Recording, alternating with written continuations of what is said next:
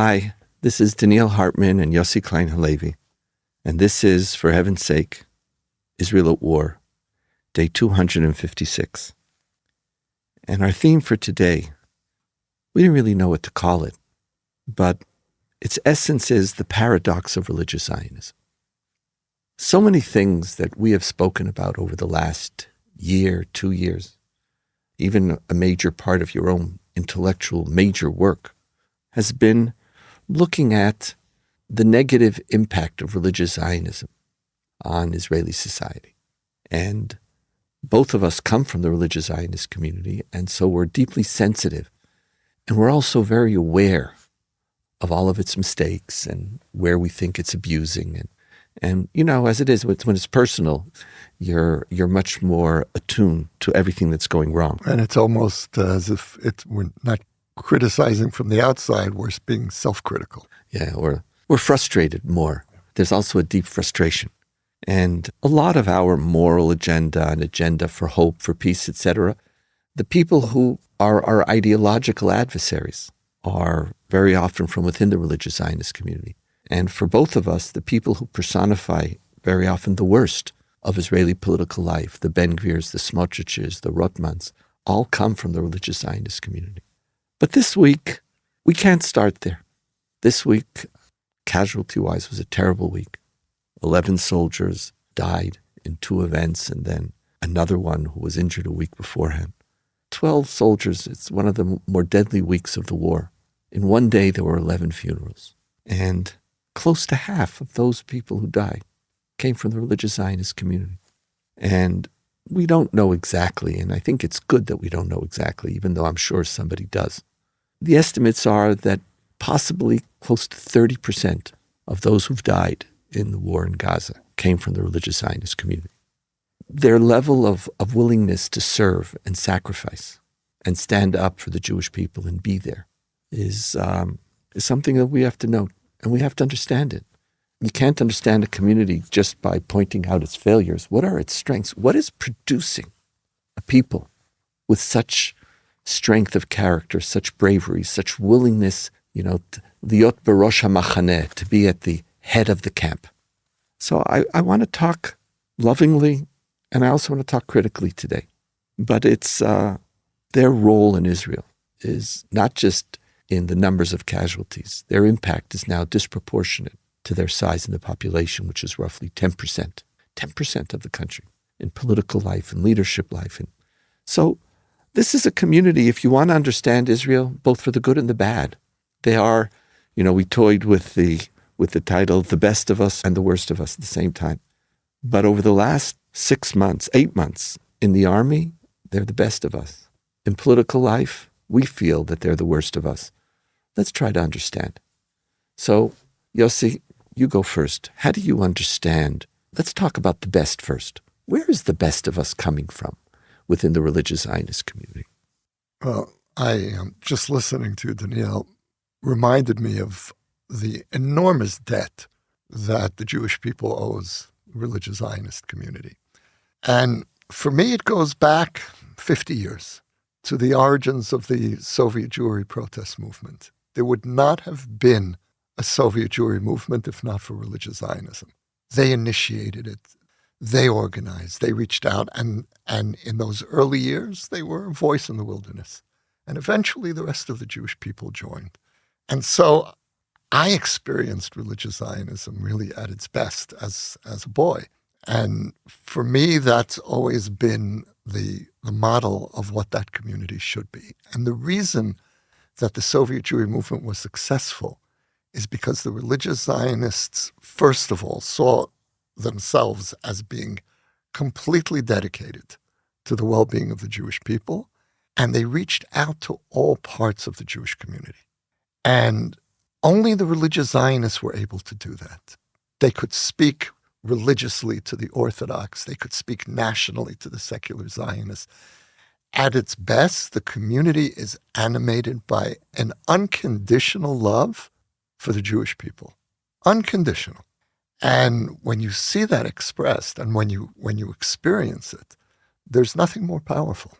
I want to give a conceptual framework for what you just expressed, which I also experience. At the best, we're going to try not to be simplistic. We're not going to talk about all or some. We're talking about groups. But at its best, this sense of deep commitment, of being there, gets translated into a remarkable ideological move, which was instituted by the religious Zionist community, which prior to them, nobody made this move. Jewish law is divided, as you know, between laws between one human being and another human being, and laws between you and God.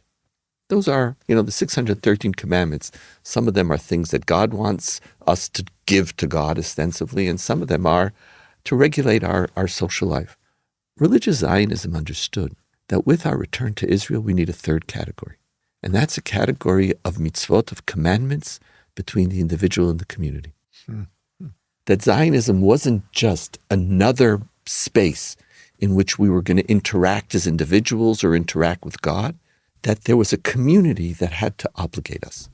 And I'm very grateful to my daughter, Michal, who's writing a PhD on this. So I've learned this. I've learned this from her. And I'm not going to go into all the complexity of it, but just think for a second, Yossi, of that idea of someone recognizing that my people obligate me. It's the people who are qua people. And so when serving in the army, standing up, being there for people is such a deep part of that community. That notion of to be Jewish is to be obligated by the people. There was an implicit radical move in doing that. And the people who understood that the most were the Haredim, the ultra-Orthodox. That's correct. They understood that what religious Zionists were doing was subtly placing their religious responsibility to the Jewish people above their responsibility to the precise letter of the law. Right. And look, usually the religious Zionists were able to finesse any contradiction, and certainly they lived their lives according to halakha, Jewish law. But when push came to shove, they would make subtle choices where they were ready to compromise on the strict interpretation of halakha in favor of what they saw, as you just put it, as a higher halakha. And that is my responsibility to the unity of the Jewish people. An example of that is service in the army versus studying in yeshiva, which we're not getting into that issue, but this was one of the major breaking points between religious Zionism and ultra-Orthodoxy, because our tradition says Talmud Torah keneged kulam, the study of Torah surpasses them all.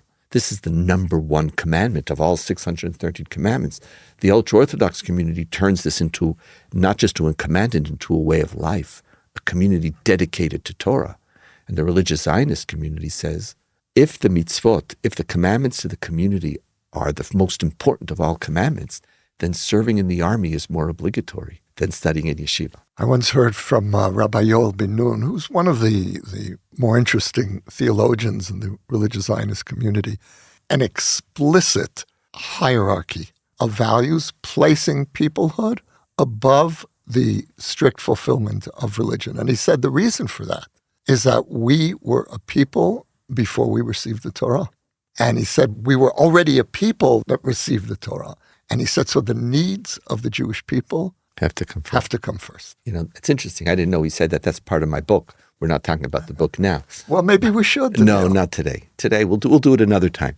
But it's a great book. Thank you. But that's the whole idea of the Genesis covenant, of being part of a people before that. Say more about that. Not in the mood. You can't tease the audience. You just threw out Genesis, Exodus. Give it 2 minutes. Not today. But not today. I don't want to. By the way, I hope the audience appreciates my humility. It's impressing me very deeply right now. But that's true. It's a very core essence of Judaism. It's really a deep, deep part of our story. And it goes back to this famous Talmudic text, which I remember my father teaching me when my Haredi teacher in grade 9 told us we shouldn't serve in the army. We're part of God's army. And I came home and asked my father, what's going on here? He said, you're the tribe of Levi. And my father opened up Tractate Brachot and he said, Donniel, let's learn together. It was late at night. And there's this statement where God says to Moses, go down from the mountain. And the rabbis say, what do you mean go down? The whole Torah was leading to the giving of of the Torah at Mount Sinai. And God basically stops it and says, do over, get down, I don't want you here. And the rabbi said, what really went on at that moment? And God said to Moses, I have given you greatness. This is what the rabbis say, only for the sake of the people. And now that they have sinned, what need do I have of thee? God basically says, I'm not giving you a Torah if there isn't a Jewish people. We're not a people because we around the Torah. We're first a people, and the Torah has to serve that. Now, religious Zionism deeply understood that, and that's why they didn't go in the direction of ultra-Orthodoxy, which really creates parts of them, with the exception of Chabad, Lubavitch, who are also very much serve the Jewish people, qua people. Much of ultra-Orthodoxy creates an alternate people. They're the people of Israel. This is either whether you call yourselves the people, the only ones whom God loves, or the remnant. Mm-hmm. Religious Zionism didn't do a remnant story. Right. I'm obligated, and that's why where the Jewish people are, I'm going to be. The whole people is the remnant of Israel. I'm there. Yeah. And you see it in so many interesting ways, by the way, not only in serving in the army, which is a beautiful thing and a challenging paradox, which we're going to talk about in a moment, but of any particular community in the world, I don't know if you know this, in religious Zionism has the highest percentage of kidney donations. It's today a standard thing in the religious Zionist community. People speak about settlers. I hate that term because, what people think are settlers aren't religious Zionists. It's a small subsection of a community, and not everybody who lives in Judea and Samaria is a settler. You mean the fanatics? When people hear the name settlers, they immediately think of the most extreme subset. But most people who live in Judea and Samaria are living there because that's Israeli law, and it's just it's a cheaper place to live. They're not this great ideologue. So we use the term so inaccurately. But this group, even amongst settlers, there's this standard today. If you have 2 kidneys, donate one. Could you imagine? Someone says to me, donate a kidney. Okay, you want me to donate a kidney to my mother, to my wife, to my children? Right. They just donate. And by the way, Jews and non-Jews, they don't designate who the kidneys go to. The highest percentage of kidney donation in the world is in Israel. Voluntary, and the highest percentage of people within Israel donating is in the religious Zionist community, to the extent that even some secular critics of religious Zionist community claimed that they were doing it to morally shame. You're doing it, you want to make us feel bad. You're not even doing it because you care. You're just doing it out of self-righteousness. Is that called gaslighting? I don't even know what that means. I don't know what gaslighting. I just know that's one of the terms that's being used right now. So I wanted to. I hate the whole new language. I wanted to be current for a moment. So I don't know if that's what they're doing, but whatever it is. So this is a community which feels obligated by the Jewish people, obligated by their Torah, obligated to serve, obligated by moral principles, even at the expense of tremendous sacrifice. Now, again, because there's confusion about this, I'm not claiming that because religious Zionism, 30% of the casualties. Today, everybody is serving. Everybody is serving, and people serve in different units. And the religious Zionist community is serving in particular units who are at the front of the fighting in the war in Gaza. So, well, that's not a coincidence either. They volunteer for those units. They volunteer for those units. And Israel needs multiple. The whole country is volunteer. Everybody showed up. But still, 10%, this community, today, this week, I think, there's a deep sense of gratitude, of appreciation, of a community who, by the way, in the midst of tremendous alienation from a lot of Israeli society, just got up and said, I'm responsible. And if I could have one last thing that I want to point out, remember that when we withdrew from Gaza, the religious Zionist community did not declare war on Israel. They did not secede. At the end of the day, they didn't want to create that break, again, because of the responsibility of the community. So we have all of this beauty, this commitment, these values, this. So if things are so right, why are things also so wrong? That's what's going on here. How does this community produce their leadership, which is really the Smotriches and the Ben-Gvirs, even though not everybody votes for them? That's the paradox. You want to try the other side of the paradox? When you're so committed to your understanding of what's best for the Jewish people, when there are those who disagree, who have a very different understanding of where we need to go, whether it's on the future of Judea and Samaria, the future of the territories, our relationship with with several million Palestinians who are in our borders, whether it's a question of relations of religion and state. What do we mean by Jewish state, democratic state? The issues that have really torn us apart in the last few years. Then the temptation is to say, well, I'm giving everything. I'm sacrificing for this people. You are the enemy within. And there is a tendency to actually hate your political opponent even more than the enemy without. This is the enemy within. And you hear that language on the far right. The greatest danger that we're facing is internal. So that's one part of it, but it's not the whole problem. For me, the bigger problem is the silence of most of the religious Zionist community in the face of the growing radicalization of what we used to call a fringe, but is no longer a fringe. It's becoming more mainstream. And the silence of the rabbis, the silence of the educators. This is what I find so hard. But where does that come from, that silence? I agree with you. The religious Zionist community is not a monolithic community. It's actually divided into multiple sections, and the extremes are maybe 30% of the religious Zionist community. But why the silence? Why do the extreme voices get such a prominent place? There's a tendency to protect the tribe. And where much of the religious Zionist community is going wrong is in confusing the well-being of the tribe for the well-being of the Jewish people. And so you can't weaken the tribe. And okay, maybe there are some hotheads, but they're guilty of excessive devotion to the Jewish people. And how can you compare that to, quote, the left, who are guilty of a deficient devotion to the Jewish people? And so there's a tendency to protect and to defend the indefensible. How do you see it? First of all, I want to stay with what you were saying for a moment, if we can. When you know what's best for the people. So the Haredim say, I know what's best, and I can't keep it, and therefore I'm going to build my own community.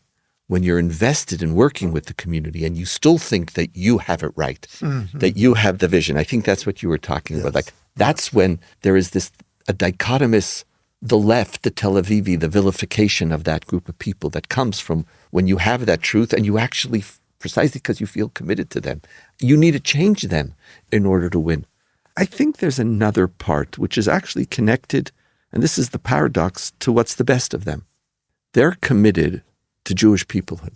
In essence, Jewish nationalism has become a religious value for them. Jewish nationalism is not a secular movement, it's a religious movement. And it's precisely in the association of religion with nationalism that nationalism loses some of its core boundaries and protections. Every group creates distinctions between members of the group and those who are not members of the group. And the challenge is to have loyalty to your group, but to be able to transcend it. Because there's people both in your group, but all human beings are created in the image of God. So your group claims you, but it doesn't exhaust all claims of you. And when religion is associated with nationalism, it becomes, or has a tendency, or can become, ultra-nationalist and fascist. It's here, the nation above all, because now this is what God wants of us. There's all the commandments. I'm commanded. And where religious Zionism goes wrong, they love the Jewish people as a religious value, and that creates service. But their love of the Jewish people as a religious value also creates ultranationalism and fascism. And my biggest problem with religious Zionism is not on issues of state and religion, where they're usually pretty much more moderate.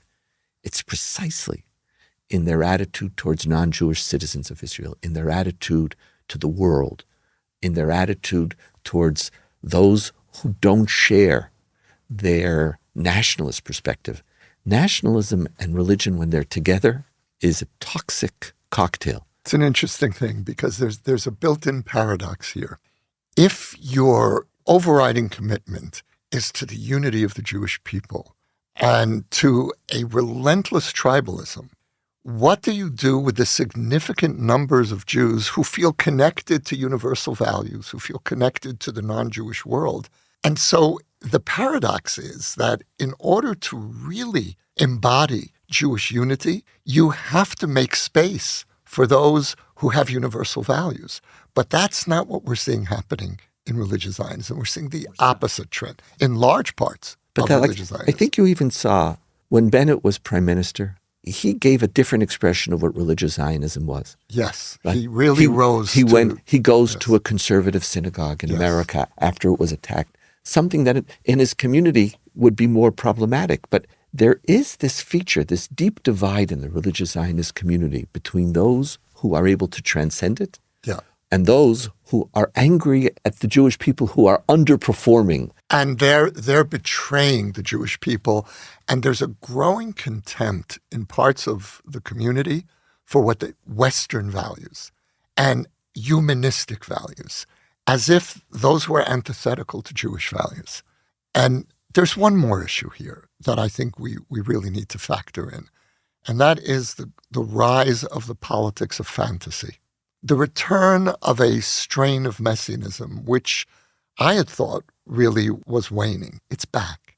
I just heard a rabbi from one of the leading military yeshivas in Judea and Samaria. Explain what a military yeshiva is. It's a program that is sponsored by the Army, where instead of serving for 3 years, you're in a 5-year framework, and 1.5 years, I think it is devoted to military service. Yes, 1.5, 2 years, and the rest is to Torah study. So it's the other version of these are places where you go study for a year or two before the Army, and then you Yes. do full. Actually, which is extraordinary. when I grew up, the first one was the standard. After the Yom Kippur War, when I went into the Army, the average religious Zionist went to these combined yeshiva military service. And that's where you went. That's where I went. That's where everybody went. That's what you did. But it didn't provide the opportunity for service in the most elite units because they take 1.5 years just to train. Mm-hmm. So instead of these amalgamated institutions, they created these 1 or 2 year pre-army programs where you got your ideology straight, and then you serve 3, 4, 5 years. Okay, so that's the nice side of it. So the story that I was starting to tell you is a less nice side of it, which is one of the leading rabbis and one of the leading yeshivot, military yeshivot, was giving a talk to his students, and he said, these demonstrators in Tel Aviv against the government, they're interfering with the rebuilding of the temple. And I heard that, and I said, Halevi. I said, yes, that's exactly what we're trying to do, is to stop the rise of the politics of fantasy and to ground the state of Israel in the classical Zionist vision of living in the real world, protecting the interests of the Jewish people in the real world. Yes, that's what and that defines the divide between, let's say, people like us, Donniel, who were raised in that community, but maybe are no longer really part of it, and a growing element within religious Zionism that have adopted the politics of fantasy. The politics of fantasy, in the words of religious Zionism, it sounds to me like you have a book in you called Like Dreamers, but... Well, it's interesting you're mentioning that, because I was thinking of that book before our conversation. That book is about the meeting point in the paratroopers of 1967 between the kibbutz movement and religious Zionism. And it's really about the changing of the guard, how religious Zionism eventually took over in the army, for example, as you were saying before. But there's a note of caution that book taught me. The experience of immersing in that story taught me. And that is one of the reasons I believe that the kibbutz movement declined. And don't forget that the kibbutz movement was the avant-garde of Israeli society. The casualty rates in the army were comparable or maybe even higher among young kibbutzniks in those years as to religious Zionists today. And so why did the kibbutz movement begin to decline? I think there are many reasons. Obviously, socialism is part of it and the decline of socialism. But there's something else that I encountered in that story, in writing that story. And that is that the kibbutz movement became insular and arrogant. And it continued to see itself as the avant-garde of Zionism while losing touch with the rest of the people. And there are parts of the religious Zionist community today that are in danger of going in that direction. I want to, as we wind up a little bit, go back to the messianic point, because I think it also connects to some of the things we were speaking about from the beginning. One of the ways that religious Zionism was able to integrate Zionism into their religious ideology was through a notion of messianism, that Israel was the first stage of the coming of the Messiah. And so even if Israel didn't embody everything that they wanted, even though they were secular and it wasn't always perfect, they were committed to the Jewish people, and by doing so, religious Zionists bought into supporting the state, because in doing so, they were bringing about the ultimate redemption of the world. And so Zionism becomes part of God's plan through messianic language. Now, when messianism enters into your consciousness, realpolitik becomes secondary. What was the word you used? Politics of fantasy. Fantasy. Use the word fantasy, right. Zionism is the Jewish people returning to history, which is returning to reality. But at the same time, Israel is such a miraculous existence. It's both realistic and transcends reality at the same time. And religious Zionism, or parts of religious Zionism, become a force for evil when their messianic fantasy enables them to completely ignore current realities, current pressures, current issues. You have your own, you spoke about insulation. You're not just culturally insulated, you're ideologically insulated, because you're working in a world in which God is the ultimate power. And it's not America, it's not other countries in the world. And so there's a break with reality that occurs within the religious Zionist community, and you see it in Smotrich in particular, a break. And then that's when it gets very, very scary. So you have this group serving in a war. They're there. What's more realpolitik than a willingness to go under the stretcher and to sacrifice? And at the same time, you have politicians whose calculations have nothing to do even with the war, with Israel tomorrow. They're fighting a completely different war, a war of the Jewish people against the forces of evil.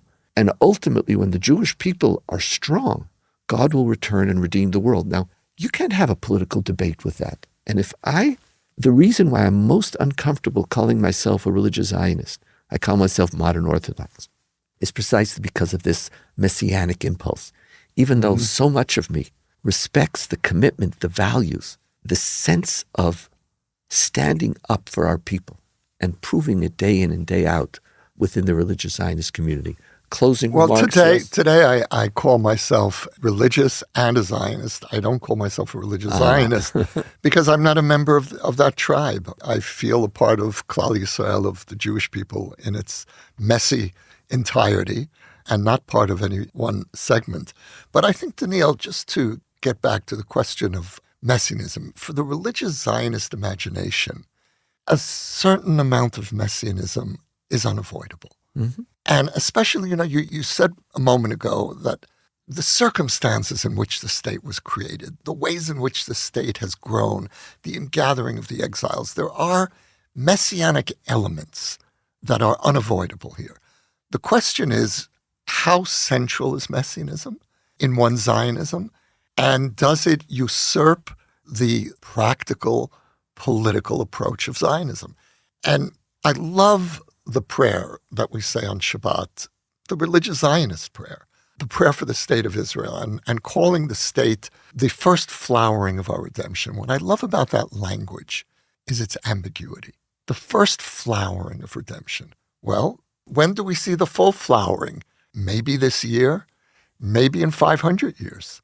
And the moment that you start letting go of ambiguity, the moment you know a timetable and you're second-guessing God's intentions, that's where messianism becomes lethal. Right. In our tradition, there's an old, long debate whether messianism transcends nature or not, or whether messianism is itself just the end of a natural process. And for Maimonides, the laws of nature aren't transcended. It's a time when the Jewish people will be at peace, we'll have defeated our enemies. Religious Zionism is picking the supernatural dimension of messianism and losing that ambiguity or losing that balance. And so it's a big sigh. It's a sigh. It's like, we're so angry, we're frustrated, but this is a beautiful community. And again, they're not monolithic. There's some who embody the paradox, and there's some who are on different sides of it.